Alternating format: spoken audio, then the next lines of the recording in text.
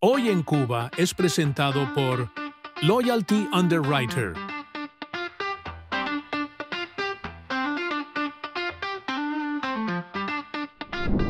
Hola, tras el más reciente colapso de la red eléctrica en Cuba, sobre todo en el oriente de la isla, ahora la Unión Eléctrica Cubana ha salido con nuevas justificaciones para intentar convencer a los cubanos de por qué fracasó su promesa de que les iba a aliviar este verano en la isla estos imparables apagones. Justificaciones que salen precisamente a la luz pública cuando se revela el más reciente informe sobre el estado de los derechos sociales en Cuba del Observatorio Cubano de Derechos Humanos, que ha dicho, que ha registrado, que ha reportado precisamente que estos apagones son hoy la principal preocupación de los habitantes de la isla.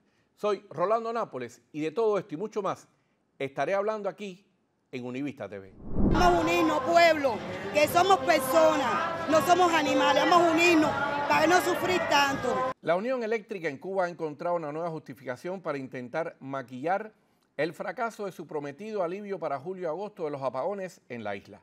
Ahora, una de las razones de que en vez de disminuir, aumentaran y hasta se produjera un nuevo colapso de la red eléctrica en el oriente del país es que, según sus directivos, los cubanos consumieron más electricidad para cocinar este verano, porque no se cumplió la otra promesa del régimen de venderle más gas licuado. La indisponibilidad del gas licuado del petróleo para la cocción de alimentos provocó aumentos en valores del consumo en el orden de 1 gigawatt diario. La afectación promedio, siempre decimos afectación promedio, porque hay circuitos que evidentemente tuvieron más horas de afectación en el día. No quiere decir que sea 15 horas con 50 minutos el máximo tiempo que hubo de afectación en los circuitos que se apagaron. No fue así. Hubo circuitos que se apagaron más tiempo que... Entre el nuevo rosario de justificaciones que escribe ahora la Unión Eléctrica ante su incumplimiento en reducir los apagones este verano en la isla, también están otras como que las tormentas eléctricas en Cuba habían provocado daños en las centrales y estaciones de generación y que no habían podido hacerle por años mantenimientos que lleva la generación térmica en la isla. Todo esto en momentos en que aún el oriente del país se intenta recuperar paulatinamente de ese colapso total de la red eléctrica en esa zona el pasado 7 de septiembre. Amaneciendo sin corriente, ustedes saben, el carbón que ya conocen. Miren, estaba amaneciendo, era súper temprano y nada, ya tocó encender el carbón para poder hacer el almuerzo. Aquí me puse a limpiar unos frijoles para estar haciendo un potaje. Aquí pueden ver a mi niño que nunca lo he sacado en los videos. Nada, aquí está el carboncito encendido ya con los frijoles puestos. Y me puse también a limpiar el arroz para cuando llegara la corriente. Nada, que llegando la corriente me puse a batirle este jugo a mi abuela, que ella es diabética y tiene que tener cosas para merendarlas. El más reciente colapso de la red eléctrica en el oriente cubano ocurre justo en momentos en que se dio a conocer el 8º informe sobre el estado de los derechos sociales en Cuba por el Observatorio Cubano de Derechos Humanos desde su sede en Madrid. La nueva radiografía de la crítica situación que sufren hoy los cubanos reveló que un 89% de los habitantes de la isla viven en la pobreza extrema. Un 78% de ellos lo que está buscando es irse del país y con un 72% ahora precisamente los interminables apagones son la principal preocupación de los cubanos. Desde hace muchos años venimos denunciando la situación de empobrecimiento que está viviendo el pueblo cubano y desde el 2019 lo estamos haciendo con datos en las manos, no con opiniones, sino con datos que se obtienen en base a estudios, encuestas que hacemos dentro de la isla, donde la gente nos cuenta sobre diferentes aspectos de su vida. Para nosotros, este 8º informe es la confirmación de diferentes tendencias, por ejemplo, en base a la estructura y a la cantidad de ingresos que obtienen las familias cubanas consultadas, podemos asegurar que el 89% vive en la extrema pobreza.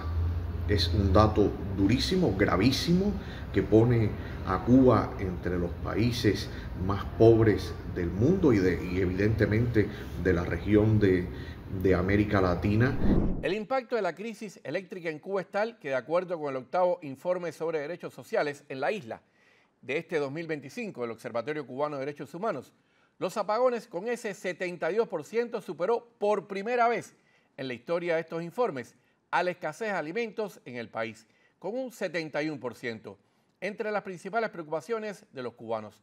A ella le siguieron el costo de la vida con un 61%, los míseros salarios con un 45% y la crisis en la salud pública con un 42%. El reporte reveló además que 7 de cada 10 cubanos entrevistados no pudieron desayunar, almorzar o comer porque no tenían dinero o los alimentos para ello. Una realidad que golpea sobre todo a los mayores de 61 años, cuya proporción en este sensible tema sube a 8 de cada 10 cubanos. Ese dato sobre pobreza también se refleja en otros ámbitos de la vida familiar, de la vida social. Por ejemplo, 7 de cada 10 cubanos ha tenido que dejar de hacer alguna de las 3 comidas diarias, ya sea porque no tiene dinero o no tiene la comida para comprarla. Estos son datos gravísimos. También hay que decir que la principal preocupación de la gente siempre durante todos los informes ha sido el problema de la crisis alimentaria, o sea, las dificultades para conseguir un plato de comida. Sin embargo, esta vez el principal problema, aunque separado solamente por un punto, es el tema de los apagones. Estas son las pocas multas que yo he pagado dentro de mis posibilidades, porque yo lo que cobro son 1.500 pesos y si tengo que pagarle con esos 1.500 pesos, buscar 1.500 pesos más, porque me la pusieron a 3.000 pesos mensuales. Es decir, ¿qué yo como? ¿De qué yo vivo? Ella me puso esa multa porque yo tenía unos caballos que no eran míos, un caballo y un buey que no eran míos, que lo eran de una gente y lo vendieron y se lo comieron. Entonces yo tenía una yegua que me la vinieron a robar 4 veces, hasta pistola me sacaron, pedra me dieron, le dieron una pedra al viejo aquí en la casa y a mí me dieron una en la mano, que aquí todo el mundo lo sabe, hasta el veterinario sabe que la yegua me la quisieron robar aquí 4 veces y tuve que venderla porque yo no voy a dejar que me maten por la yegua. El agravamiento de la crisis en Cuba también refuerza cada vez más entre los cubanos el deseo de fugarse del país a donde sea, incluso pese al cierre de fronteras y el endurecimiento del tema migratorio en Estados Unidos. De acuerdo con los cubanos entrevistados para este 8º informe sobre derechos sociales en la isla, el 78% quiere irse de Cuba o tiene un conocido que desea salir del país. Los jóvenes cubanos son los que más han expresado su intención de salir de su tierra, con Estados Unidos, con un 30% como el destino preferido. Sin embargo, un 34% de ellos expresó que se irían para donde sea, con China y Rusia, por ejemplo, que registraron un 2% como destino de su salida. Cuando preguntamos cuáles son los sectores de la sociedad más afectados, se repite lo mismo durante todas estas encuestas que hemos hecho, en que el sector más afectado es el de los adultos mayores, es decir, los ancianos, los abuelos, paradójicamente, por cierto, aquellos que en gran medida ayudaron a construir la mal llamada revolución. En segundo lugar, las personas que no reciben remesas y en tercer lugar, las personas desempleadas que no tienen trabajo. Esto es algo que se habla poco, pero por ejemplo cuando preguntamos sobre la situación laboral, un 12% nos indicó que no tenía empleo. Por otro lado, a medida que se profundizan las penurias económicas que sufren los cubanos, aumenta el descontento social en la isla y el rechazo de los pobladores a la gestión gubernamental.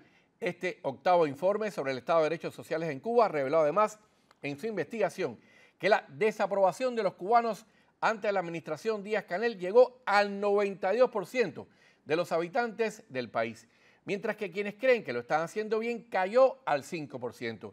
Si es entre jóvenes de 18 a 30 años, el rechazo a esta gestión del régimen cae incluso hasta un poco más del 3%. Bueno, yo como madre de esos 6 niños, para alimentarlos es dura, porque tengo que sacrificarme doble, triple para poderle llevar un alimento a la boca a mis hijos para que no se acuesten sin comer. Bueno, ahora estamos casi 3 días que no hay pan. Salir buscando donde aparezca una vianda, un moniato, para que ellos, aunque sea el vicio, se lo puedan llevar a la boca. Y esto está difícil. Niños dándose golpe contra la pared, llorando porque vivo sin una vela, sin un candil, sin nada con que alumbrar. Vengo a pedirle un cambio para todos que lo necesitamos, la unión, pues sobre todas las cosas. Y volver a ser lo que siempre éramos, humanos y solidarios. Y por cierto, hablando de este 89% de los cubanos que vive en la pobreza extrema en estos momentos en la isla, hay un tema muy sensible que ha reportado este informe sobre el estado de los derechos sociales en Cuba. Un 12% de los cubanos entrevistados aseguró que no pudo comprar medicamentos porque no tenía dinero para ello. Y un 13% reveló que no pudo precisamente adquirir estos medicamentos porque no había en las farmacias de la isla. Soy Rolando Nápoles y esto es Univista TV.